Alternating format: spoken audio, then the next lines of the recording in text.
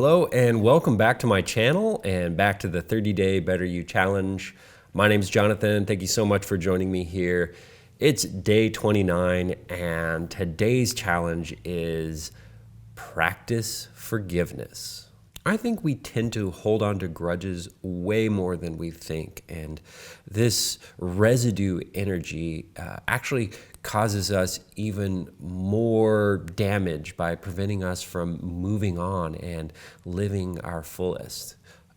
It's like a piece of us becomes dark and bitter, and though we sometimes don't even acknowledge this piece, we often carry it with us everywhere we go, and often unconsciously.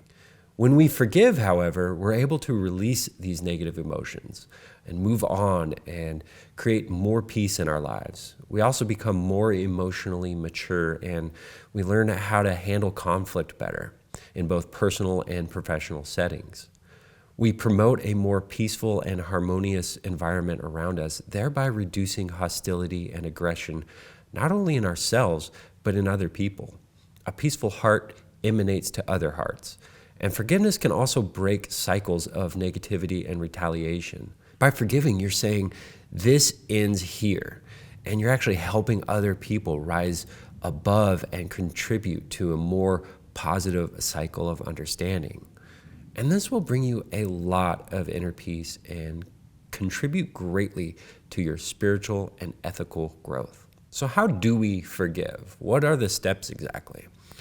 The first step in forgiveness is just to acknowledge your feelings. Recognize and accept the emotions that you're experiencing and allow yourself to feel them without judgment. Then try to understand the situation. Try to understand the perspectives or the motivations of the person who wronged you. This isn't to justify their actions, but to start to create empathy and context. Now recognize the benefits of forgiveness, just like we talked about, versus holding on to a grudge.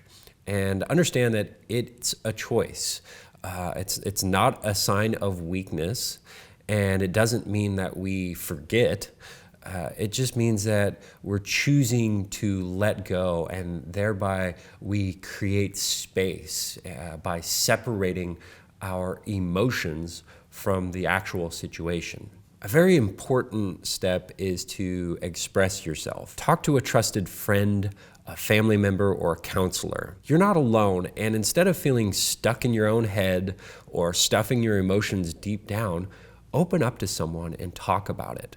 This helps you process the experience, and it's really important that you feel heard and are able to just let it out. Finally, give yourself time to heal. Focus on self-care and let go of any desire for revenge or retaliation, and just let go of the anger you have towards the person who wronged you. Try to move on and give yourself time and space to heal without picking at your own wounds.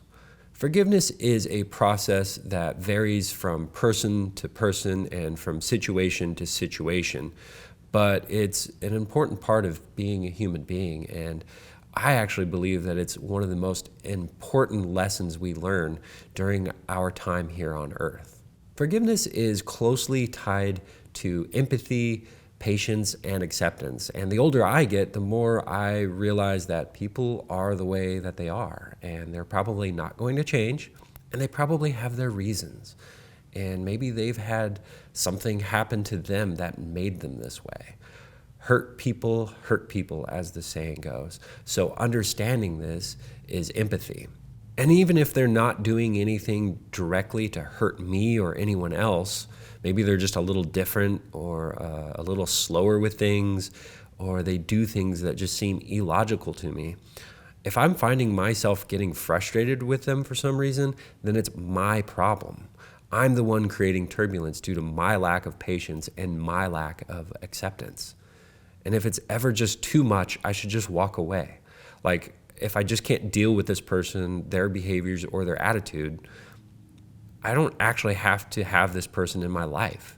And you don't have to be friends with anyone. And though we can't necessarily choose our family members or our coworkers, There's nothing to say that you have to interact with this person. And this is where those boundaries that we talked about in episode 26 come in handy. So as an extension to the topic of forgiveness, practice empathy, patience, and acceptance. And this will make your life a whole lot easier, I promise.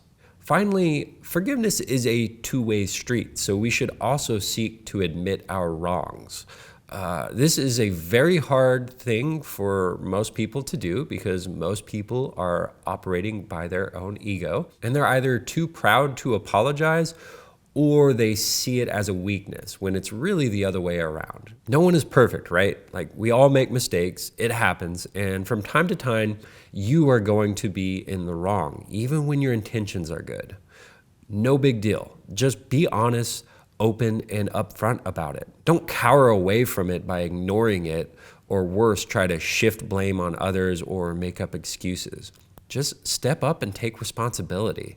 Like, wow, what a powerful thing to do, to own it. That's true inner strength. That's leadership. That's overcoming your own ego and your own fear of being wrong and doing the right thing.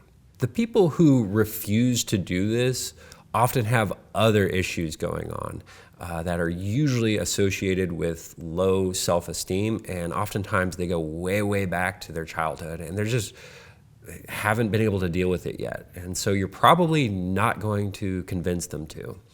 The best thing you can do is to lead by example. Show other people what true confidence looks like by owning your mistakes and your faults and asking for forgiveness. That's all I have for you today. Thank you so much again for following along and watching these videos. I've really enjoyed making them for you. We only have one more day left of our 30-day Better You challenge. So I look forward to seeing you right back here tomorrow for day 30.